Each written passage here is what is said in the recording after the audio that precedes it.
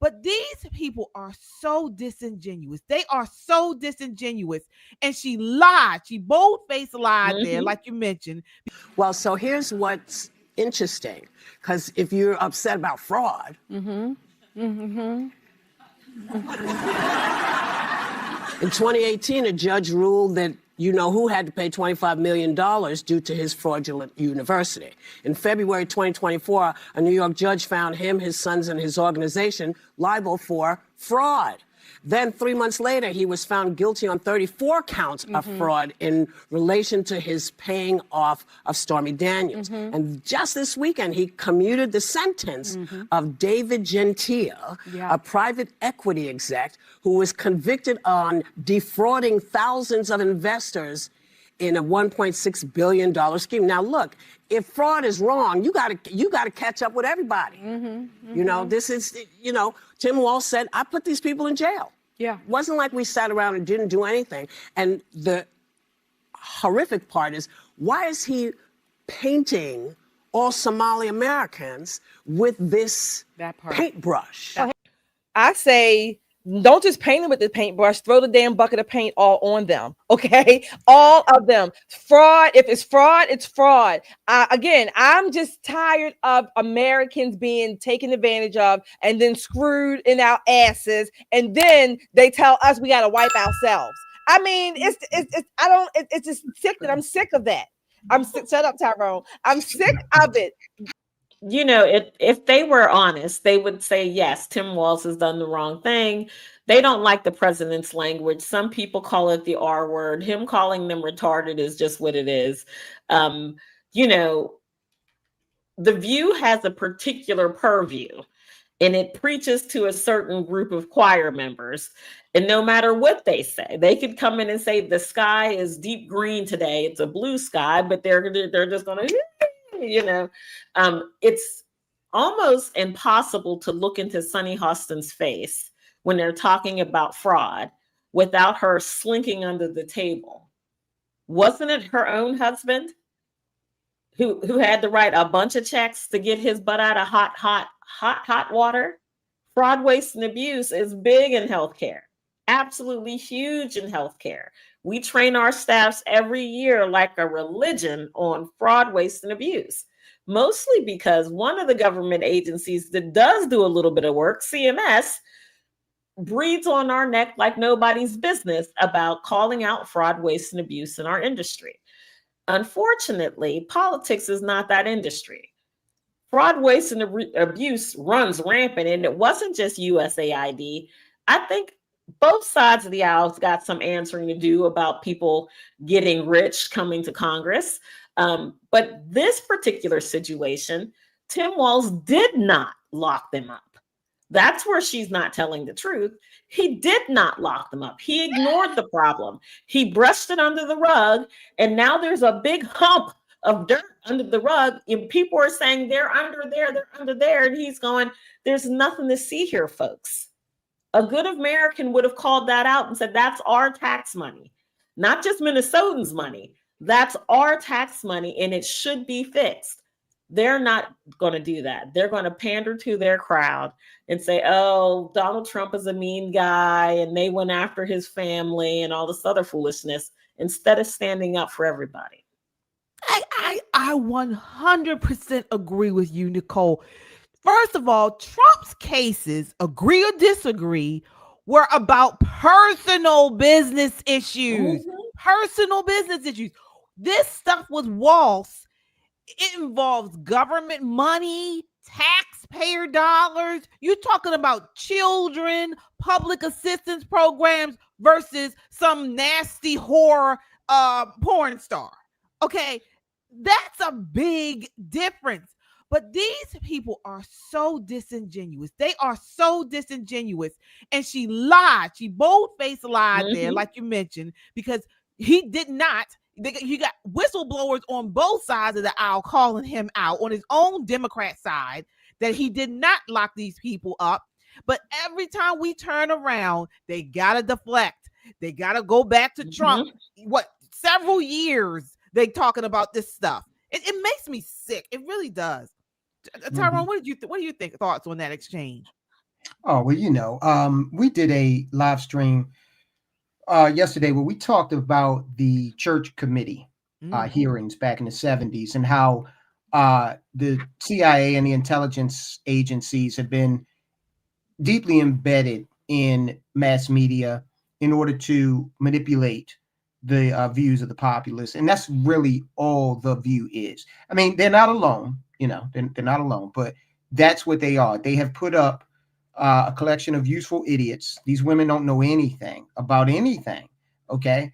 Whoopi Goldberg is, I always say America's such a great place because you can have a person call themselves a comedian and they're not funny. Okay. That's Whoopi. You got the other one's always talking about how she used to be an attorney, and there's a reason why you're not an attorney now.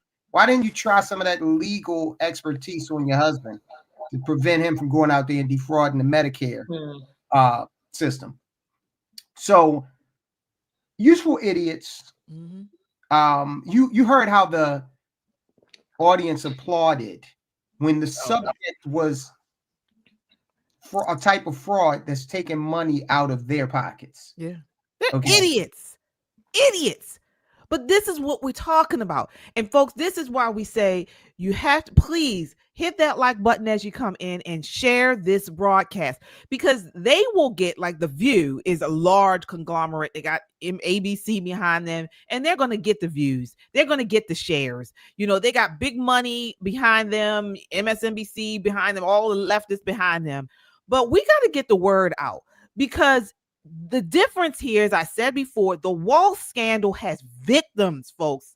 Many of this witch hunt that they tried to go after with President Trump didn't even have a victim. It was victimless crimes that they tried to accuse him of.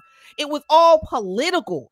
What we're talking about here, children lost services, families lost benefits, fraudsters got rich. Okay, they need to go to jail. That's what they need to do. Trump's cases was political lawfare, as we saw, and that's one of the reasons why he was put into office, because everybody saw that. There were no taxpayers harmed, no government was robbed, okay?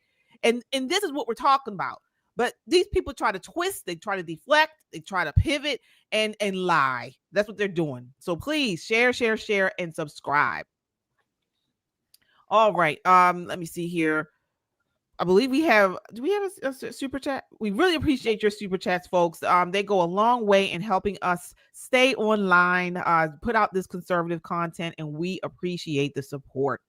All right, want to go to a happier note here. I saw Kung Fu CJ said he was getting PTSD, so we want to stop that right now. In the name of Jesus, we bind it in the name of Jesus. Okay, and we're gonna move to a lighter note. So, even CNN admits gas is lower than it has been in the last 4 years. It's at its lowest. So take a look here. This is clip 3. This morning, some states seeing gas prices below $3 for the first time in years. Let's get to CNN's Matt Egan for the good news on this. Yeah, absolutely. It's nice to finally be here with some good news on the cost of living front. So for the first time in 4.5 years, gas prices are averaging $3 a gallon nationally, according to AAA, down by 7 cents in just the past week. Gas prices were low a year ago as well, but they're even cheaper now. This is encouraging to see because late last month, there was a period where gas prices were actually higher this year than last year, but that has reversed again, and now we've just fractions of a penny away from breaking below $3 a gallon. Now, as you mentioned, we've got 20 states across the country where the average is actually less than $2.75 a gallon, including North Carolina, South Carolina, Texas, Iowa, Wisconsin, and Colorado as well. Certainly nice to see this. Why is this happening? Well, it all comes down, of course, to oil prices, right?